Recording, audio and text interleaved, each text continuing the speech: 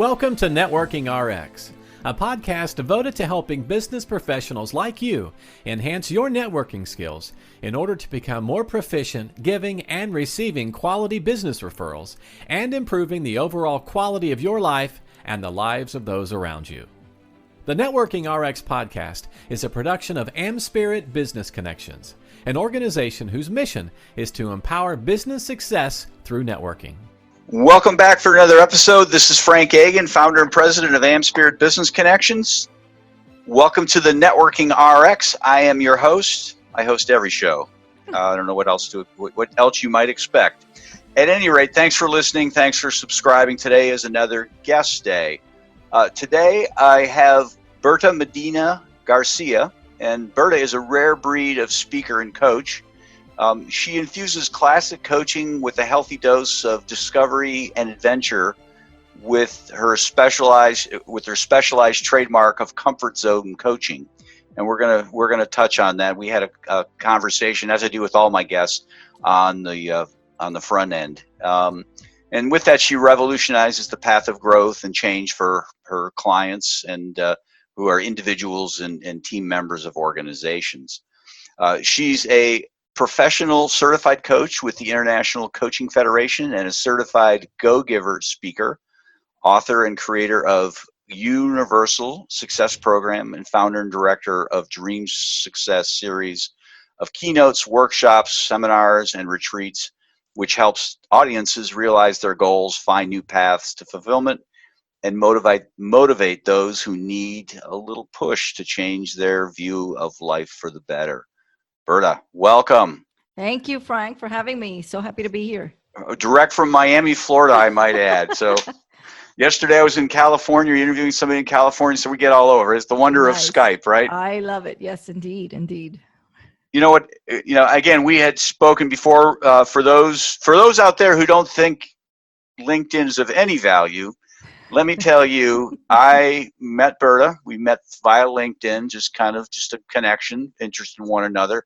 Had a great conversation. I've introduced her to a few people. She introduced me to 10 people. Not that anybody's counting, but I woke up one Saturday morning and there were 10 emails waiting of great people she had connected me with. But we had spoke before originally, and I really want you to kind of tell the story of the woman who hated networking. Oh, that's me.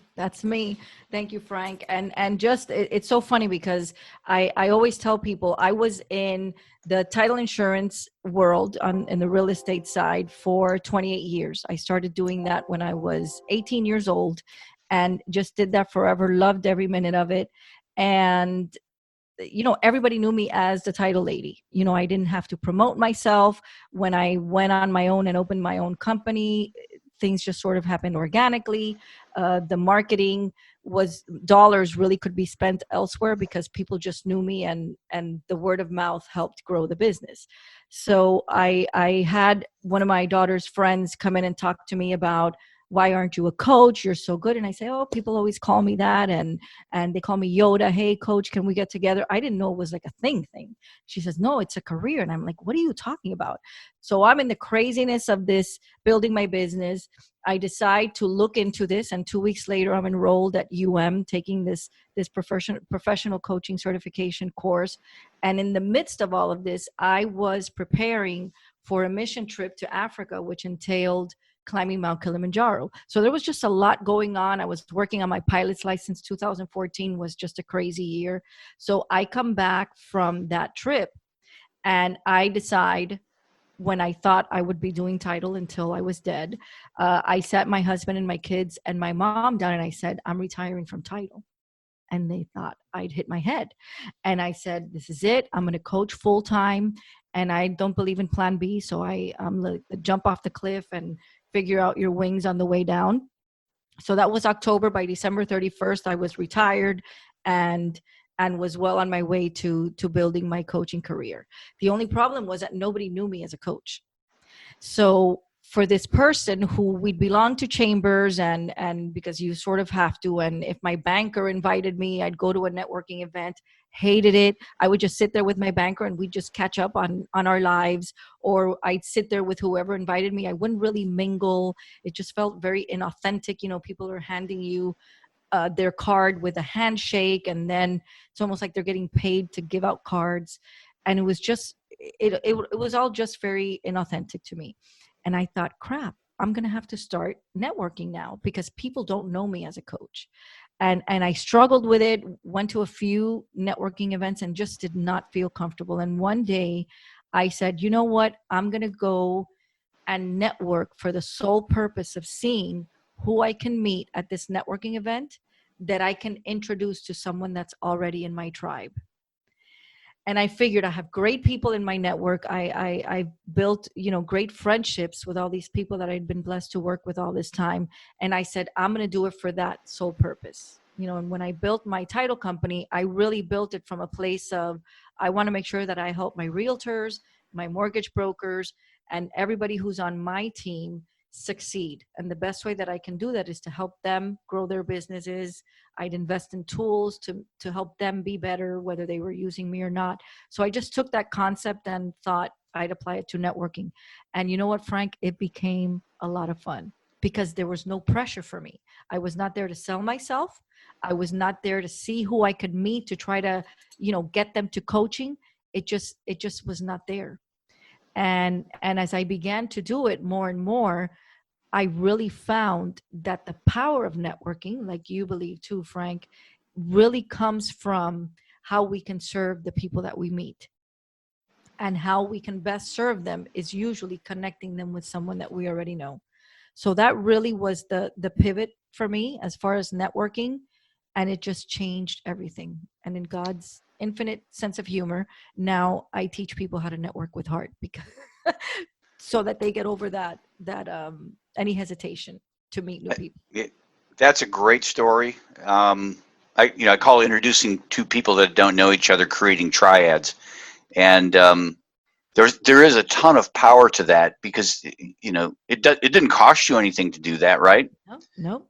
And if you did it right, at the end of the introduction, you have two people who think you're the greatest person in the world. Exactly. Right? Yeah. And people will tell me all the time, well, geez, I don't know how to help anybody. I don't have any referrals to give, air quotes, Right. You have things to give. You have all these people that and it doesn't always have to be that perfect introduction.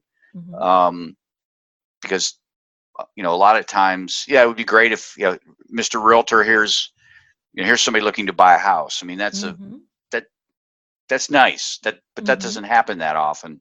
Right. But hey, Realtor, here's a mortgage lender who can help you get your deals closed. They do specialty financing for the people who have trouble being financed. Or here's somebody I know who's in corporate America, and they're bringing people in all the time. And so there's just a wealth of possibilities there if we open our mind to it. And I think people think they need to see the path. They need to see the path to what that benefit is, and it's not always evident because we don't know who knows who. So just kind of making the introductions.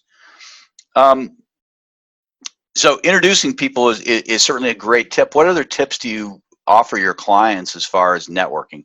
And maybe tips isn't the best word, but yeah, I think what happens is, and I always say this, when it's become so much a part of my DNA that I want people to understand that anytime that they're in a room, let's say they have a network of 200 people, every time you're in a room at a networking event or in a virtual networking event, now all of those people are there with you.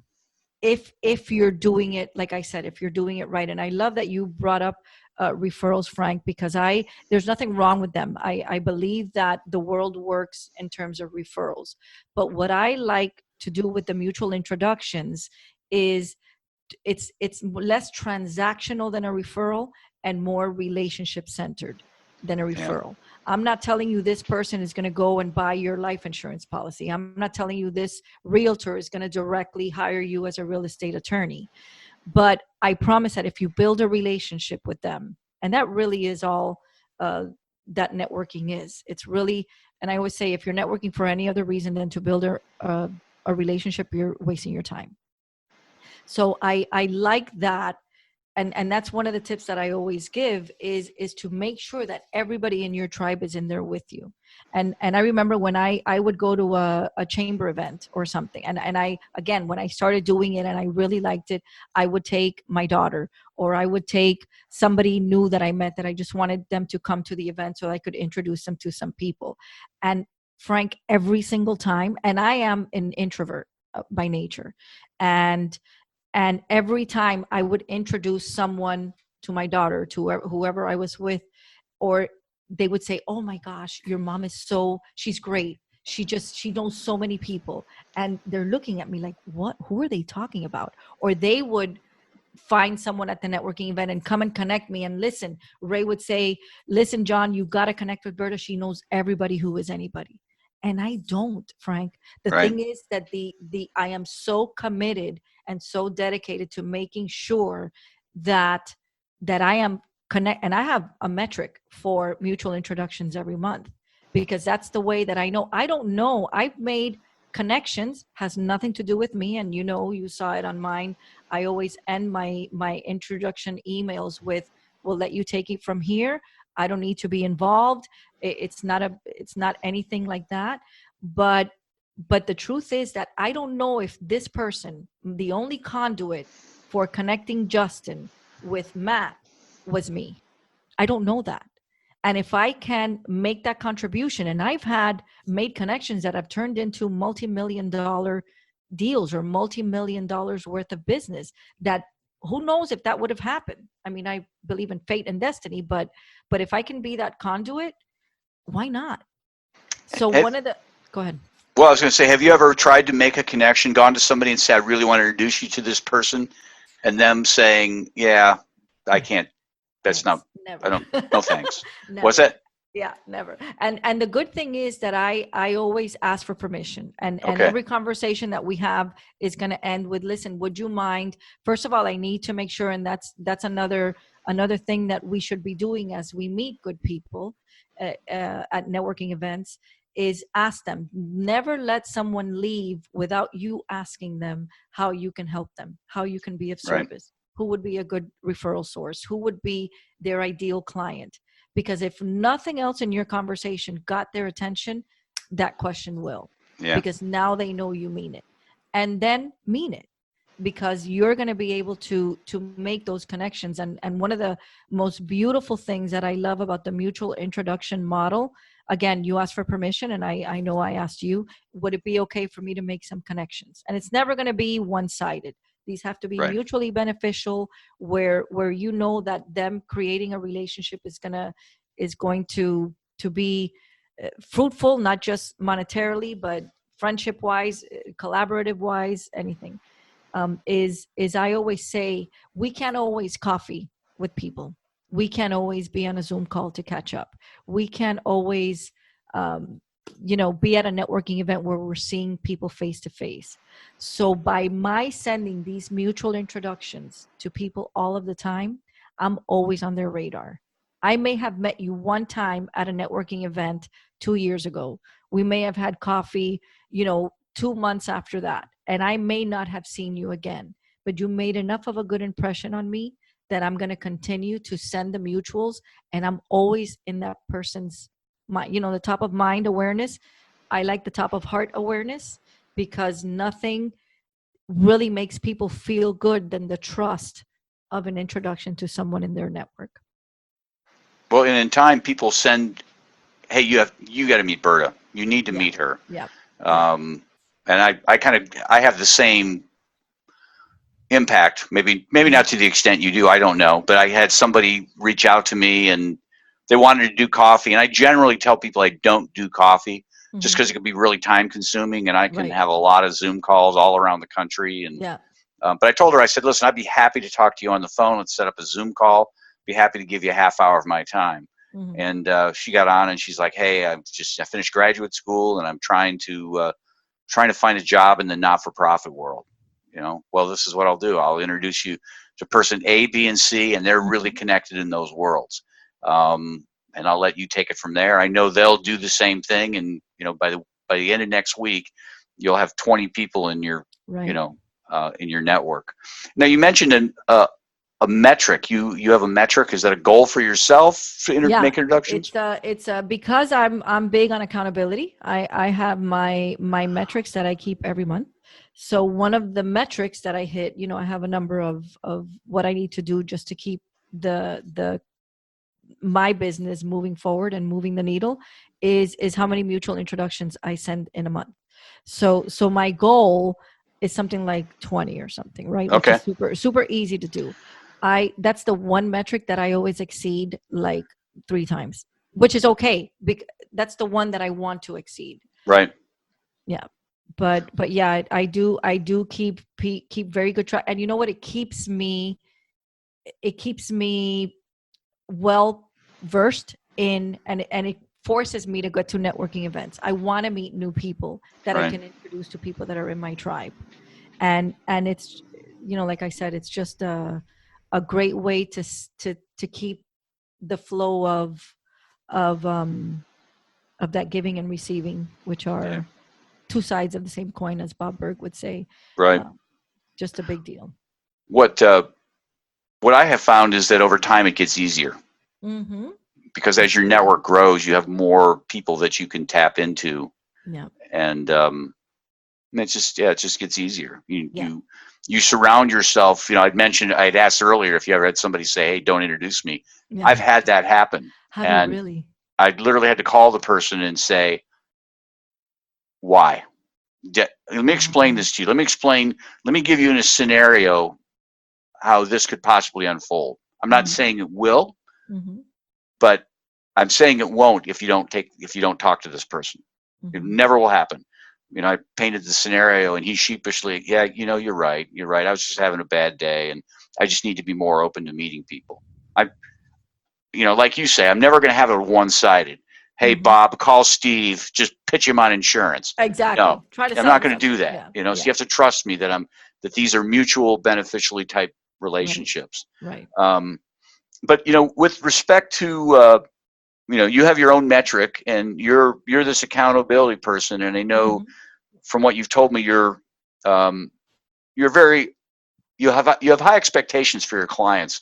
Do you impose similar types of accountability things, networking accountability on your clients? Yeah. And my thing is, Frank, and I always tell them, and volunteer. I mean, every client that I have has a metric for volunteer. Okay. Because if they're not doing it already, or they haven't done it, I will. I remember the first time I went to Africa, I had a dear friend, and I've known her since grade school. And I was, we were raising funds for my child, Sipao. At the time was the one that I had, and he, we were raising funds to make sure that they were taken care of until they graduated high school. He was 5 years old, and now he's 11, doing great. Thank God. And I remember she blasted me on Facebook and said, "Why do you have to go all the way to Africa when there's so much need here?" Whatever. And I was 47 at the time. And I just responded very lovingly, because I love her. I'm the godmother to her children.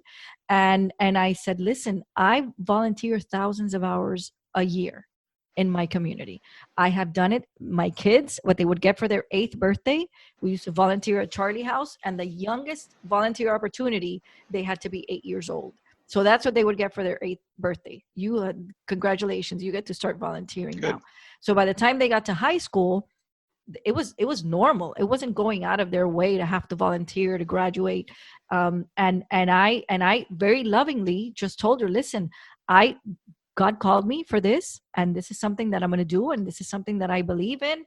And I've kept doing it. I've been back a few times, and will mission trip as much as I can, as long as I have the ability to do it. And she said, and then because I responded lovingly, she private messaged me back, and she said, "I've never volunteered. Can you tell me where I can find out about volunteer opportunities?" And I don't knock it. I'm not saying that everybody's like that, but listen, it changes your world. So one of the metrics for my clients is to volunteer. One of the metrics for my clients is not only networking events and them introducing themselves to new people, but also sending out mutual introductions, because it's important that they start getting into that mode of the collaboration. I think the collaboration of it, and it has, I have built my business on mutual introductions. I'm not going to say on networking, just on making really, really solid mutual introductions. I have a funny story. I met this guy named Mike last year at a networking event around April, and Mike was, and I never talk. I mean, I can have a 20-minute conversation with you. You don't even know what I do, because my conversations are 10% asking questions, and I just want to find out as much, which is another tip for those of you who are networking. Try to find out as much about the person that you are engaged with, the person that you're trying to build a relationship with, because you want to know how you can serve them. And if you're talking the whole time, you're not going to find out. Right. So I was talking to Mike, and he's I'm asking him, the form questions and his family, and he says, well, my oldest daughter is getting ready to graduate, and she's going to be going away to college, and my wife and I are sort of struggling with that. And I said, really, when is graduation? And he said, oh, it's June 2nd. And is she going to summer, or is she going away? No, we'll probably take her over, end of July, because she'll start in August, whatever. So I excuse myself, and in the back of his business card, I write down all this information, because I don't have a memory. It's not there anymore. My C drive is full. So I write down all this information, and I follow up, which, please, if you're networking, I pray that you are all following up. That's one of the questions I used to ask my clients. They're like, I'm networking and nothing is happening. And I said, well, let's talk about your follow-up process. And when they look at me like a deer in the headlights, I'm like, okay, there's a problem. Let's work on that. So I followed up the next day, just thanked him for the conversation. And I made a note in my calendar. So June 2nd in the morning, I said, hey, congratulations. I know this is a big day for you. Enjoy it to the max, and don't forget to bring the Kleenex. So he sends me an email 2 days later. Oh my God, this is crazy. I didn't even remember that I had told you, but that was so sweet of you to remember. It was very emotional, all this stuff. And we got together finally for coffee, because I had travel engagements, and got together for coffee, sent him a bunch of people that I knew would really benefit from knowing him, and him from knowing them. And sometime in late July, I sent him another email, just a hello email with an article about things that parents can do as they're sending their first child off to college, and things with the marriage, things that they can do to make their kids feel good about the transition, whatever. And 2 minutes later, he calls me on speaker with his wife, and they're like crying. You're so weird. What is this? How do you even remember? This was so thoughtful. We can't wait to get into this article. And I said, listen, it was just like something like this really helped my husband and I when our daughter went away. And they were just blown away. And it left such a good impression. I knew Mike was never going to be my client. I was not doing it because I wanted to be his client. I was just doing it to serve. And about 4 months later, I get a call from Marie.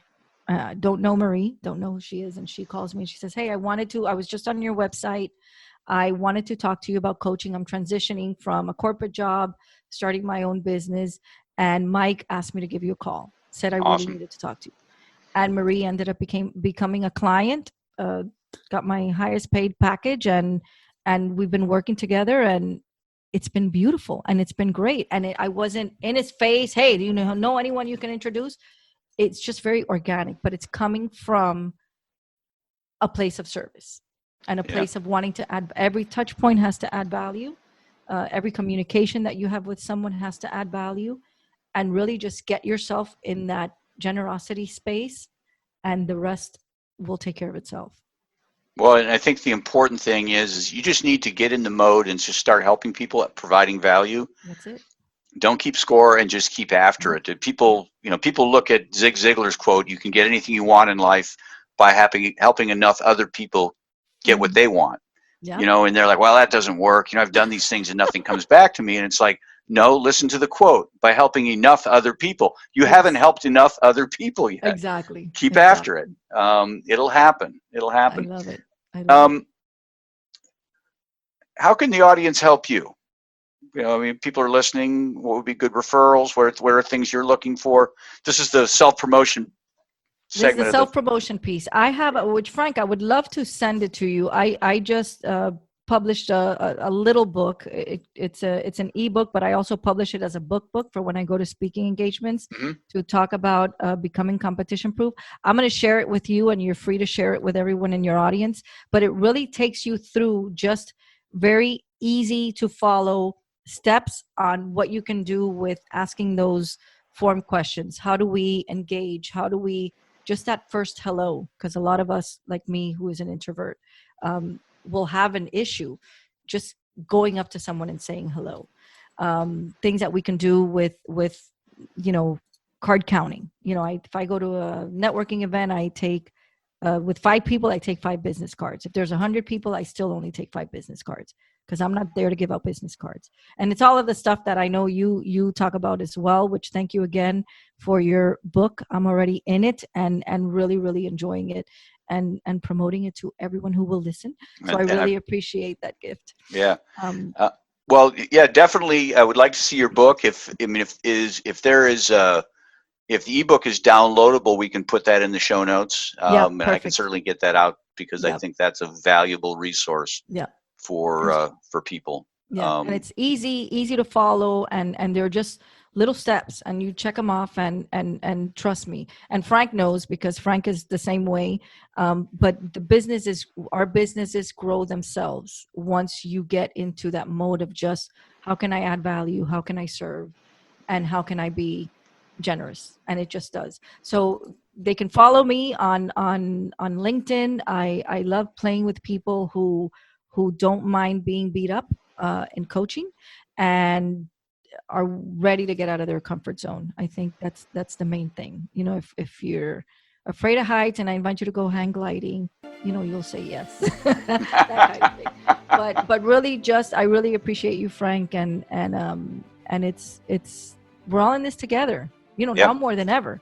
Yeah. But the more, I always say, the more people are out there succeeding and living life to their full potential, the better the world is going to be for it. I have an 8-year-old granddaughter who is a little adventurous, just amazing little human.